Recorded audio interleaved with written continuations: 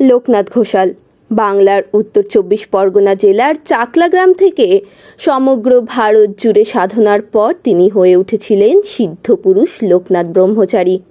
ভক্তদের কাছে তিনি হয়ে ওঠেন অতি প্রিয় এবং শ্রদ্ধার মানুষ। ধীরে ধীরে সারা বাংলা জুড়ে তার পূজা শুরু হয়েছিল বাবা লোকনাথ নামে। সমস্ত মানুষের সমস্ত রকম বিপদে আপদে তিনি সাহায্য করেন বলে বিশ্বাস করেন তার ভক্তরা।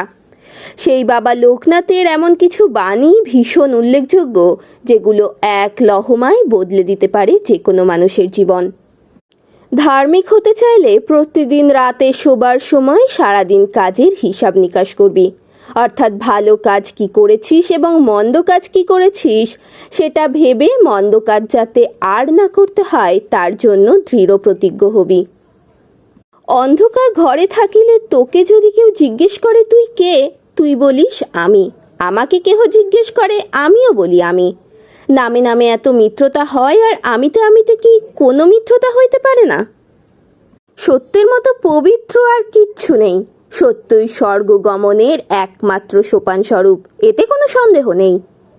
যে ব্যক্তি সকলের সুহৃদ আর যিনি কায় মনোবাক্যে সকলের কল্যাণ সাধন করেন, তিনি যথার্থ জ্ঞানী। অর্থ উপার্জন করা, তা রক্ষা করা এবং তা ব্যয় করার সময় দুঃখ ভোগ করতে হয়। অর্থ সকল অবস্থাতেই মানুষকে কষ্ট দেয়, তাই অর্থ ব্যয় হলে বা চুরি হলে তার জন্য চিন্তা করেও কোনো লাভ নেই। ইচ্ছায় হোক অনিচ্ছায় হোক, যে সন্তান মায়ের আদেশ পালন করেন, ভগবান তার মঙ্গল করেন। গর্জন করবি কিন্তু আহাম্মক হবি না, ক্রোধ করবি কিন্তু ক্রোধান্ধ হবি না। দিন দরিদ্র অসহায় মানুষের হাতে যখন যা দিবি তা আমিই পাবো, আমি গ্রহণ করব তা।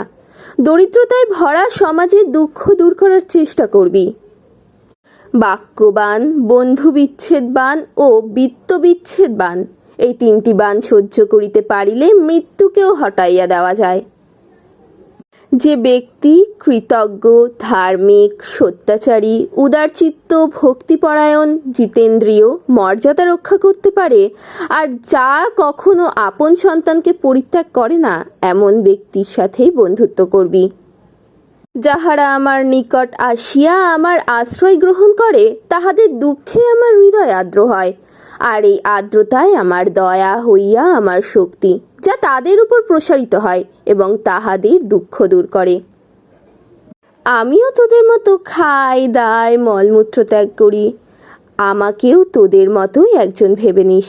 আমাকে তোরা শরীর ভেবে ভেবেই সব মাটি করলি, আর আমি যে কে, কাকে তোরা সবাই এত ছোট ছোট চাওয়া নিয়ে ভুলে রয়েছে, আমার প্রকৃত আমি কে।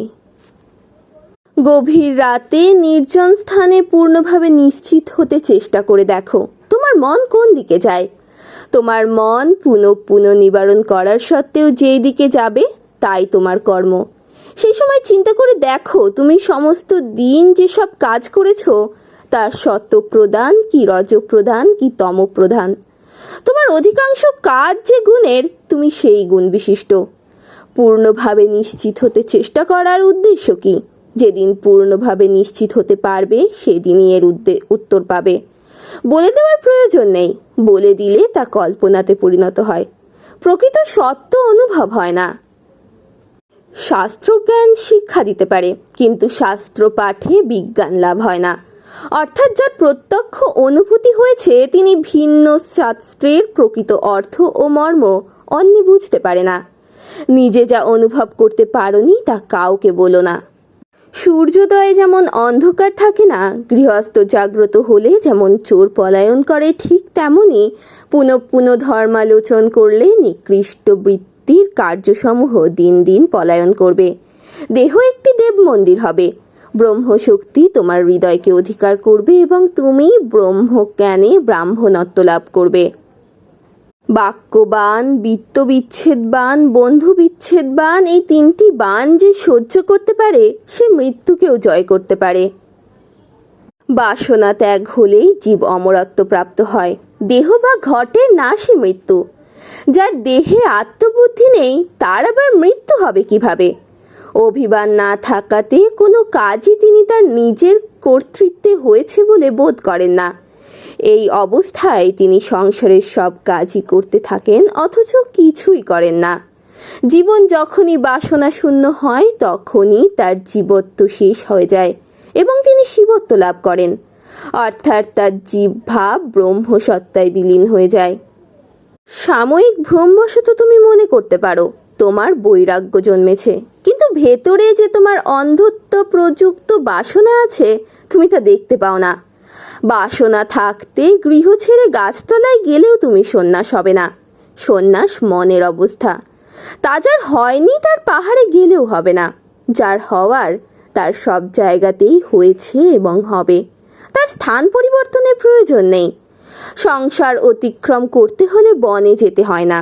কার্য পরিত্যাগ ও কার্য করা উভয়কেই যে একই অবস্থায় মনে করে সেই সন্ন্যাসী আত্মজ্ঞানী।